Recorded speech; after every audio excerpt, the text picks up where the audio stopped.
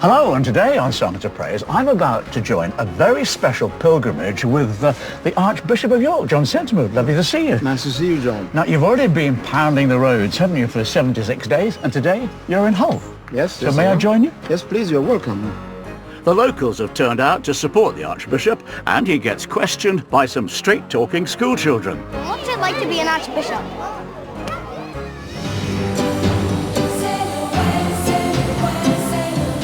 She was born in Donegal. She now lives in Dublin. I'm in Ireland's capital city to meet up with one of the world's best-selling artists, Enya. And she'll be giving us a special performance. While Alad is looking ahead to our annual school choirs competition. Out of 10, how brilliant were you? 10! 10! Yes!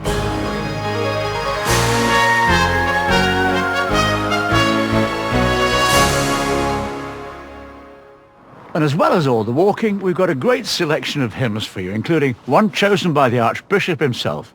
And as today marks the start of Holy Week, we open, very fittingly, with a gospel song from Birmingham.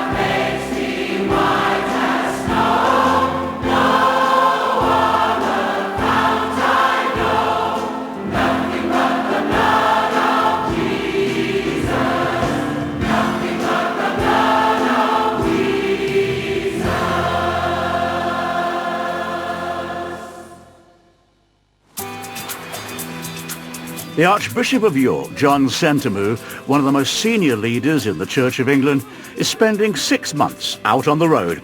He's on a pilgrimage through the Diocese of York, an area of nearly 3,000 square miles. The Archbishop will be visiting all 21 deaneries in the diocese. He began last December in Whitby. He'll end eventually in York, and he's travelled through coast and dale in all weathers to reach Hull. It's quite an undertaking for the 66-year-old who's now over halfway into his 2,000-mile journey. Well, you're better kitted out than I am. Well, I've been walking it for 3 months, so I should know. I caught up with the Archbishop on the latest leg of his pilgrimage through the streets of Hull.